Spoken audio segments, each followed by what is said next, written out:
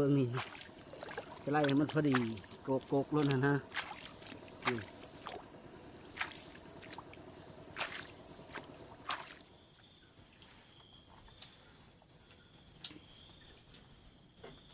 สองทางติดต่อมุนซ่อเสียงผู้ไทยขอกราบทักทายสบายดีและสวัสดีพ่อแม่พี่น้องสู้ครูสู่คนมื้อนี้ขอบ้าม่นกะมาดับหน้าทุกคนกับลูกกับแม่คือเก้านั่นแหละกะลังสิกินข้าวเสาทุกคนลงดำแล้วหมดชอดหน้าแล้วแต่ว่าเพิ่นมาปั้นข้าวเสาอันนี้นะทุกคนเพิ่นมาปั้นข้าวเสาลูกแม่มาพร้อมหน้าพร้อมตากันปั้นข้าวเสาเท่าบักลาและยังอยู่เฮิรนคือเก้าบ่ทันได้ดี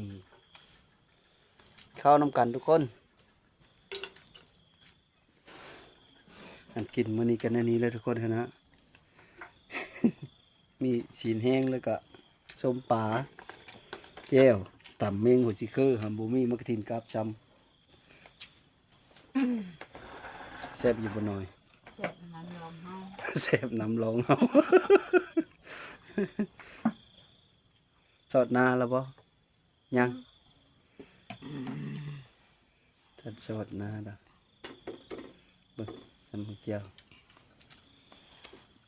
คันนาวเฮ็ดสิชอดนั่นแหละพอดำลงมาทางข้างแล้วมันจอดกันนั่นแหละ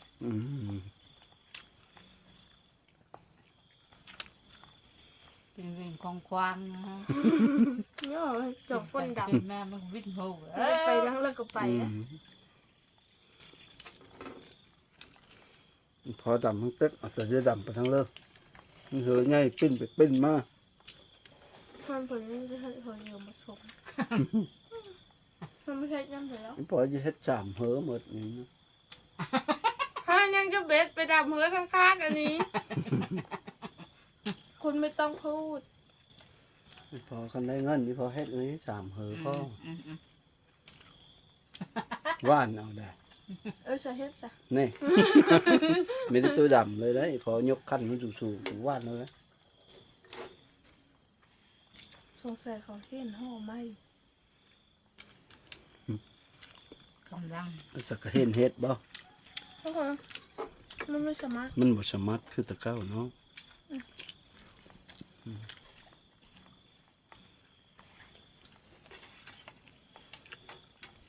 นำมามองกันมองกินกับข้าว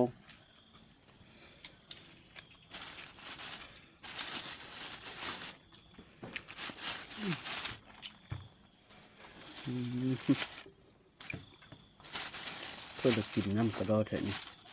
แกะก็ไม่ได้ตัดอ้อนได้เขาจะเอาหน่วยซิวนั่นออกมา พ่อไปกินกับข้าว หน่วยซิวนี่แหละหน่วยนี้นะเขาจะกินนะมามองอีป้าเอามาเฮิน เอาลองเอามาเฮ้ย แค่นี้ชู เอาอันนี้เท่าผมบอก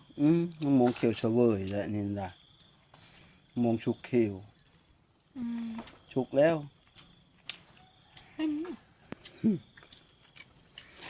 ตัวนี้นะไปเลยดอกไม้ตัวนี้นะนำดอกไม้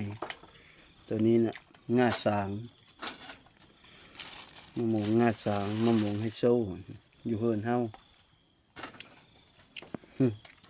ตัวนี้ของอีป้าเอามาเฮอป้านี่รัศมี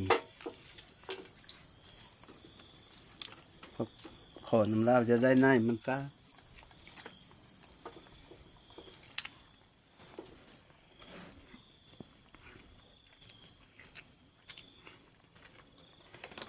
โจกแปะสักกระตุกให้ก่อน ว่าดอกมันจะจำแค่มาอยู่น้ำแล้ว เขายังเฮ็ดแนวนั้น หมดเลย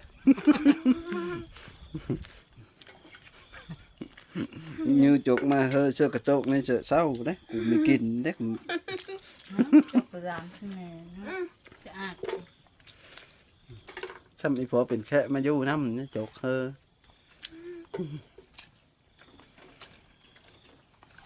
khẽ cái nhân mà hơi nó nè nó đẹp con say thì rồi lại từng khăn chuột hơn nên là nên đó mà cho con cứ con say còn gì nè nó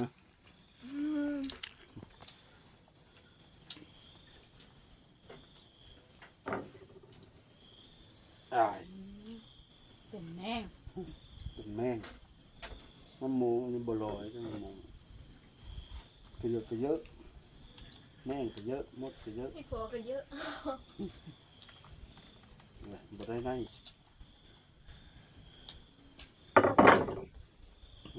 อืม มันเป็นสารเนาะ นูมันโอเคเลย นู่นมันจะเจอได้อยู่ด้านในมัน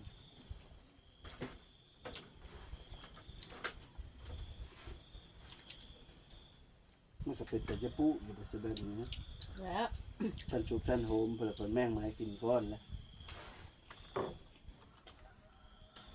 ไปมั่งมีแต่มะม่วงอันง่าช้างเฮาคือเก้าอย่างนี้เนาะ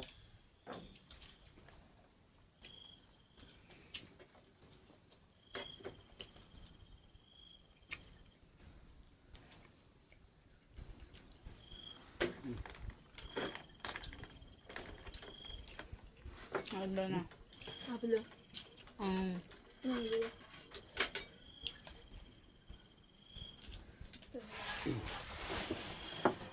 อิ่มละเอาไปเลือไว้ให้ปลากินนะ แห้ง ชิ้นแห้ง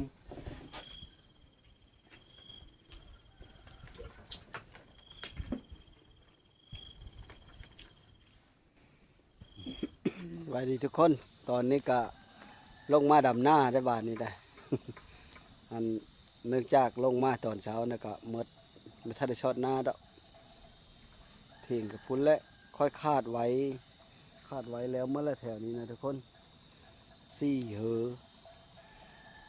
คาดไว้7 เหอดำมาแล้ว3 4ทุกคน4 เหอเบิ่งนะเหอนี้แล้วก็เหอนี้เหอแคมป้านะทุกคนดำแล้วเมื่อแล้วแล้วก็ต่อเสื้อเหอนี้เนาะต่อเสื้อเหอนี้ทุกคนเป็น3 เหอ4 เหอนี้5 เหอนี้เนาะ5 เหอนี้6 เหอนั้น7 เหอนั้นทุกคน7 เหอกะยังบ่ทันได้แล้วคันบ่มื้อนี้มื้ออื่นแล้วอยู่เด้อ7 เหอกะมีแต่ขาดไม้อีทางหน้าเถียงพอแล้วบานนี่พอแล้วทุกคนสิขาดแถวนั้นแล้วบานนี่ก็ได้3 เหอแถวนั้นแถวหน้าเถียงนั่นแหละ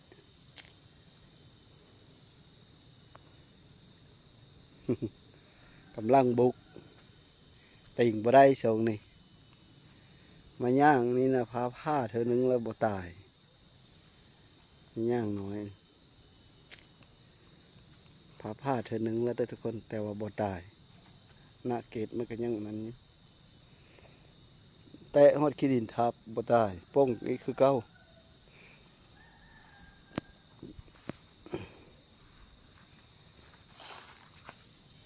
ดูสาวกำลังดำอยู่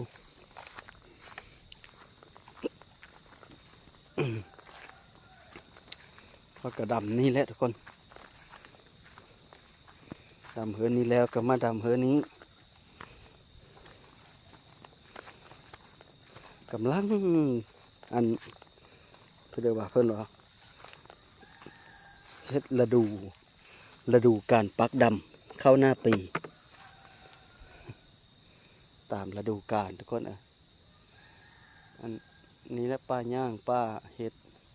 เล็บแคมโฮยอันนี้ก็โฮยสายพงแดงทุกคนแคมโฮยได้อยู่นี่ได้กับเป็นดินผู้เจ้านี่แหละแถวนี้ก็ได้แมนหมด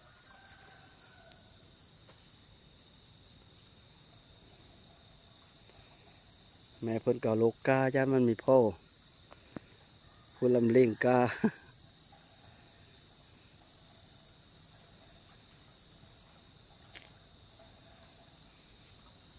แล้วทุกคนเลย ลำหน้าไม่ได้ใช้ช่องขยาวเลยใช้กระสันเลยมันช่องกระสันเสื้อล้อมกันตี สีฟ้ามาชุดเลยพอ สีฟ้าหมดชุด จะล้อมกันตีเบิ้งซ้ายดอดำก็ดี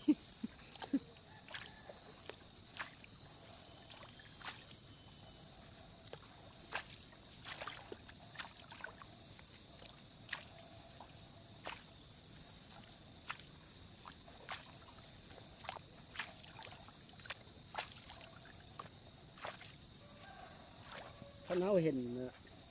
พ่อปบท่านมันเสื้อร่องกันหลายก้อนถ้ามันจับแล้วปบให้อย่างเดียวนะทำเน้นว่ามีผู้ปีงจับแหละมาค่อยซอยค่อยกันแลนคือกันแหละ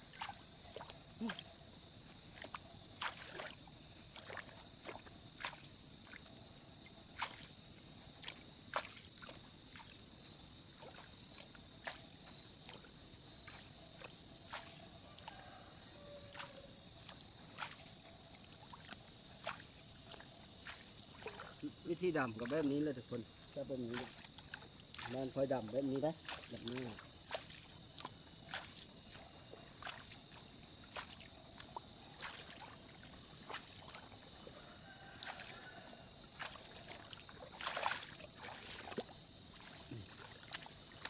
ใช่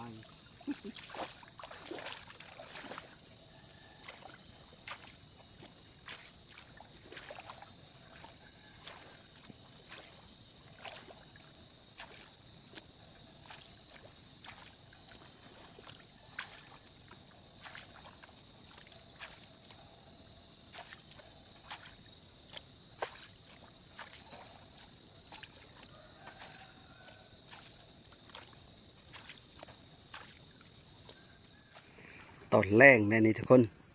หลังจากเฮาขึ้นกินข้าวเที่ยงแล้วก็ตอนแรงก็ลงมาดำอีก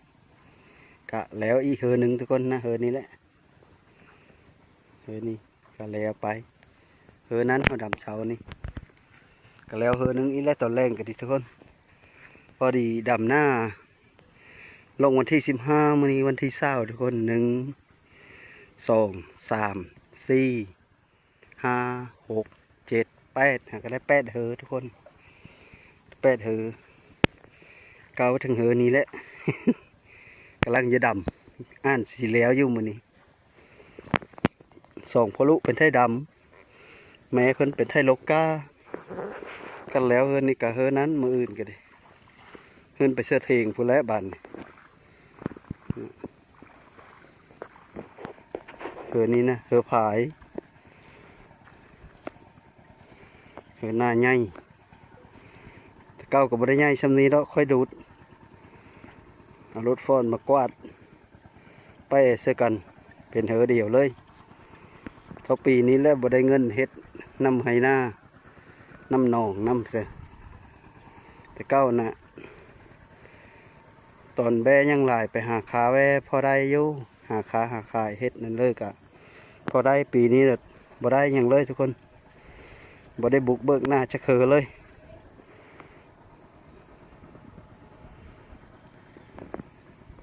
บรรยากาศตอน4 โมงแรงคักขนาดทุกคนแม่เพิ่นก็เมาโลกาลกน้ำกับบ่ทัน2พ่อลูกเป็นไทยดำน้ำกับบ่อึดบ่ยะทุกคนไหลอยู่ตึงไปเสื้อเฮอนั้นเฮอนี้อยู่นะแต่ว่าฝนบ่ตกหลายมือแล้วแต่ว่าค่อยน่ะยังมีอยู่พอได้อยู่เพราะว่าหน้าอยู่หลุมมู่ทุกคนพุนะหน้าเขากุ้งไก่ปลาบูปูหน้าโลกาอยู่พุ่นแหละกุ้งไก่3ไอ้น้องเทิงผูกะหน้าเขาแต่ซึ่งซอยเพิ่นก็พักกันบุกอยู่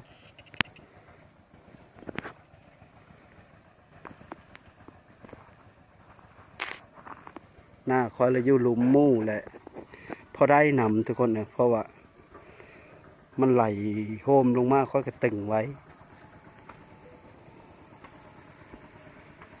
นี่แหละตะกากับทุกคนลกงายอยู่บ่เฮ้ยลกงายอยู่อ่ะกากระบักงามๆทุกคนติดกีบสลาบอยู่นะกาขุ่มและชุมคอยเฮ็ดกาขุ่ม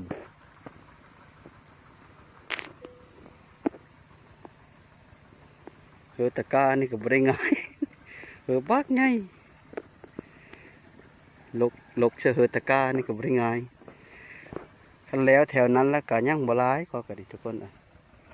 ก็ดำไปเรื่อยๆกับโบเกิน10 ปลายมือมึงนี้แหละ3พ่อลูก3 บักลากะไข่ได้แล้วทุกคนเลยแต่ว่ายังมีน้ำมันอย่างเหลืองย่อยๆอยู่ดำหน้าอีกสัก2-3 มื้อก่อนจะไปหาหนูหน้าเพราะว่าค่อยบุกเยอะแล้วว่าเขาได้แถวเทิงผูกผัดย่านมันแห้งตัวพายนี่สิบ่แห้งเนาะน้ำนะและย่านแถวนั้นนี่ย่านแห้งนะบุกเฮอแล้ว2-3 เฮอนั่นก่อนแถวแคมเทงนะก่อนทุกคนจังไปเพราะว่าค่อยซื้อของอยู่ของกินไปเฮอหลายแล้วนับแต่อันอยู่อันกินเพื่อฮันนี่นะปลากระป๋องก็เห็นยั่งอยู่บ่หิวไปเลยเด้ออีกสัก2-3 มื้อค่อยดำแถวนี้แล้วค่อยจังไปจอบเบิ่งอีกจังซื้อของกินซื้อข้าวไปเฮออีกข้าวเจ้าหุงเอาสบายกว่านึ่งเบิ่งลักษณะเขานะนึ่งผลบสุกบรรยากาศย่ำคำไปดำหน้าต่ออีกก่อนทุกคนลูกสาวกำลังบุกนะคนนะเขาดำเขาเอ็ดแบบนี้นะคนทำอิดมองเช่นนั้นดำ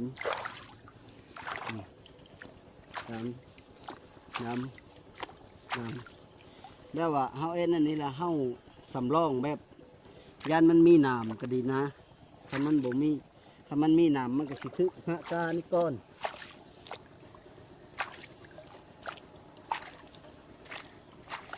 เฮาสิกระใสเอามาทาโลดนะเบิ้งนี่เป็นไทยของเอามาทาเ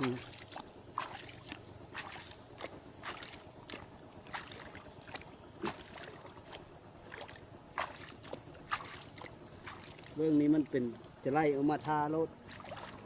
อย่างไว้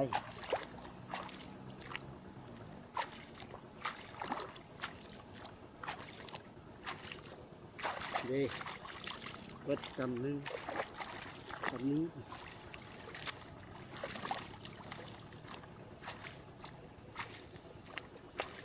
ใช่ล่องผัดใส่ชงขาสั้นทุกคน น้องนี่เลย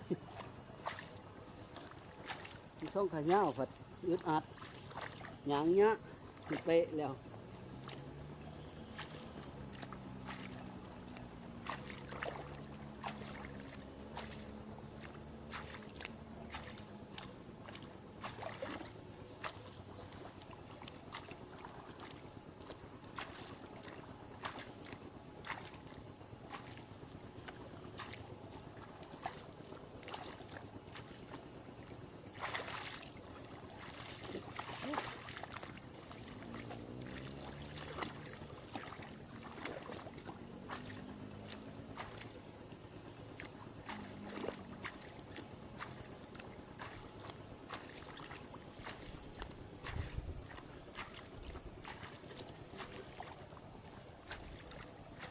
ท่านเฮามีจะไล่น้ำมันบ่ไว้ได้ต้องจะไล่เอามาน้ำ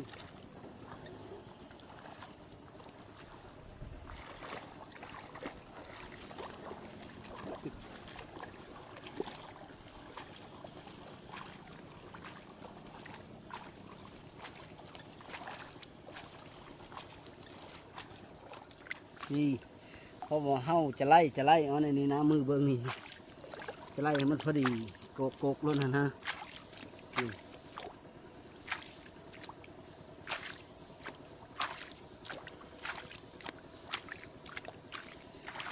บ้านเจ้าอาชีพเหรอเฮ็ดหน้าบ้านเลิศอาชีพเฮ็ดหน้าดำหน้าผับบัวซ้ำผู้บ่มุ่งอาชีพจำเขามาตะโมงผู้เขาดำไว้กว่าติดตะเลิงนะผู้เขาไม่ได้เฮ็ดหน้าผัดไว้กว่าให้ผู้เฮ็ดหน้า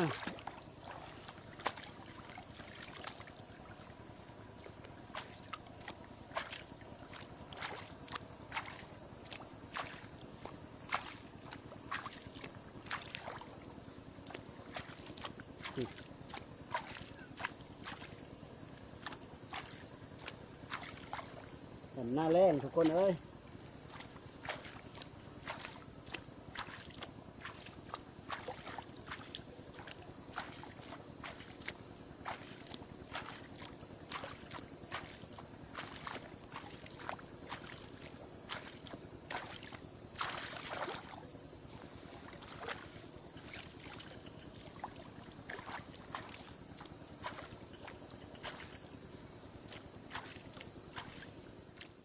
บ้านนี้ก็ถือว่าสำเร็จพอดีทุกคนเฮอนี่ก็ได้เรียบร้อยแล้ว10 ปลายมัดก้าบหลายแล้วถือว่ามื้อนี้น่ะได้สามเฮอทุกคนได้3ไหน้อยนี่แหละได้3ไหว่านนี้ไหเดียวแต่ว่ามันใหญ่มื้อนี้ไหน้อยได้2คนดำก็ได้3ไหเพิ่นได้ผู้ไหนั้นแหละทุกคนนะผู้บังอยู่ตอนนั้น1ไหนั้นแล้วก็2ไหนี้ก็3ไหนี้ทุกคนก็เฮอที่ค่อยคาดไว้7เฮอก็ยังแต่เฮอเดียวนี้แล้วบัดนี้แต่ว่าเยอะดำโตผัดกาคนละแนวทุกคนเพราะว่าตัวนี้นะซีเซอร์เข้าปกคอกลางอันนี้เป็นเข้าเต้ทุกคนเยเซอร์เข้าปกคอกลางเฮอนี้แหละก็เลยบ่ได้ดำซีเซอร์เฮอเทิงนั้นเข้าเต้นะเฮอนี้แหละเซอร์เข้าปกคอกลางเฮอนี้ก็เข้าปกคอกลางทุกคนว่าได้ตามคาดหมายและมื้อนี้ทุกคนได้ตามคาดหมายและอันเฮาเฮอแล้ว3เฮอนี้นะคำหรือบุคำกับแมนพัก3เฮอนี้แล้วกันถามว่าเชื่อเยอะดำต่อก็ยังบ่ได้กล้าทุกคนเพราะว่าแม่เพิ่นก็ยังโลกอยู่โลกได้เท่าเลิกเอามาดำโลกได้เท่าเลิกเอามาดำอยู่นะ ดำน้ำอยู่ตลอดทุกคนหลังจากค่อยขึ้นแต่ดำหน้าแล้วเขากับพาทุกคนมาเบิ้งหน้าปลาบูปูหน้าหรือว่าหน้าเว้ากุ้งเว้าไก่ทุกคนเคอกันนี่แหละเฮอนี้แหละว่าเพิ่นนั่นไปยิงจับเว้นนี่ สองไอ้น้อง3ไอ้น้องเขาดำอยู่ปีงจับเพิ่มว่าเว้นนี่นะไม่ทันได้จับซ้ำ ปบก้อน ปบก้อนนะปีงจะจับอ้ายเป็นไทยน้อง2ไอ้น้องเป็นไทยดำปลาบูปูหน้าอ้ายเป็นไทยคาด3ไอ้น้องทุกคนนุ่มโชดสาวโชด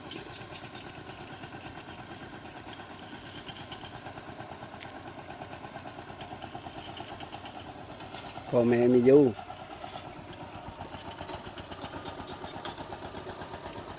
บรรยากาศยามคำๆทุกคนยามแรงเฮอนี่แหละเขาเห็นปีงช่องโตว่ะป๊อบเฮินเพิ่มมัน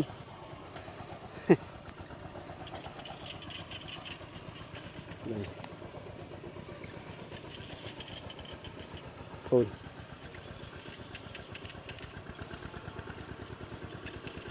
ผมดำกับไทยหน้าแกเชออยู่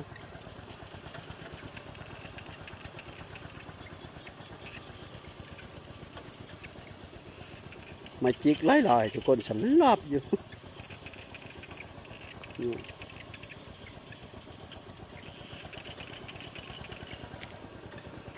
บรรยากาศหน้าใกล้เคียงทุกคนเลยเพื่อเบิ้งบรรยากาศยามแรงบ้านนี้เขาก็สิได้กลับมือเลยทุกคนเลยเขาก็สิลงดำหน้าเฮอนั้นโตอีกอ้ายกำลังคาดปลาบูปูหน้าโบเมนปลาบูปูหน้าโบเมนอันปูหน้าน้องมิวมาได้อันนี้น้องปลาบูปูหน้าตั้งฮะลูกสาวกำลังหาบกาไปอีกทุกคน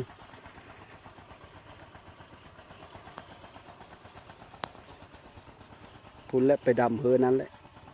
แม่เพิ่นลกได้แล้วก็ไปดำอีก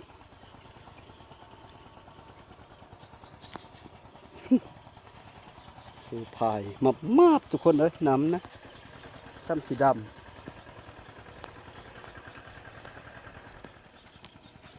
หลังจากเข้าเฮินแต่ดำหน้าแล้วก็ไปอาบน้ำทุกคนไปล้างกระโตเพราะว่าแม่นะจังเป็นเคิงไหมจังเมื่อบ้านฮะปลาคอ ตายอยู่บ่อนแล้วเขาเคยอาบน้ำก่อนยังน้อยเลย ใหญ่บ่ เยอะเติบแล้ว เลยจึงตายยังอยู่หัน ฝูงลอง ปลาคอตายว่ะลูกสาวเห็นปลาคอตายไปล้างกระโตอาบน้ำก่อนทุกคนผลและอยู่พายผลและมีแต่ก้อนหาเงินหาค่ำพอได้อยู่ทุกคนเป็นจ้างเขาดุดให้ดุดหน้าเบิกหน้านี่ก็ เบิดหลายเติบได้ทุกคนเลยนี่คือกันนั่นแหละเพราะปีนี้แล้วคอยบ่ได้หยังสักอย่างเลยปีนี้เพราะแต่ได้ใช้ได้จ่ายบ่ได้เงินได้ค้ำหาหยังก็บ่ได้เลยปีนี้ ซ้ำว่าบ่ได้หาแต่ทุกคนหาก็บ่ได้ปีนี้จะเป็นเลยปีแตะก้อนนี่เลยกินเลยใช้ยังพอได้มาดูดให้ดูดหน้า ดูดหน้านี่ก็9 ล้าน10 ล้านเลยเนาะยังเหลือยังได้แถวนี้แหละบ่อนอาบน้ำกับทุกคนอาบนี่เลยแต่ว่าอาบบ่ได้แล้วดอกอาบแล้วก็มืออาบอยู่เพิ่นอีน่ะนะแบบเฮาล้างขี้ตมอ้อซื้อๆก็บ่แม่นนะทุกคนอาบแต่ก่อนจะอาบอยู่นี่แล้วเลยแต่เก่านอนก็นอนประจำอยู่หน้าพี่เด้อาบนี่แล้วก็แล้วเลยแต่คุมื้อนี่น่ะคอยมืออาบอยู่เพิ่นมาล้างกระโตนแล้วก็ย่าอาบก็อาบแล้วเลยก็คั้นกูมือนี่นะแต่เก้านะบ่จักคั้นเลยอาบแล้วแล้วก็แล้วทุกคนมาวันนี้ก็ขอขอบคุณขอบใจน้ำพ่อแม่พี่น้องที่เข้ามาติดตามรับชมก็ขอให้อยู่ดีมีแห้งสุขุสุขคนขอให้โชคให้หมานให้ร่ำให้รวยคิดนะเลิกก็ให้มากกว่าเลิกก็ให้ได้สมความมุ่งมั่นปรารถนาคิดซึ่งใดก็ขอได้ซึ่งนั้นสมความมุ่งมั่นปรารถนาให้ร่ำให้รวยเด้อสบายดี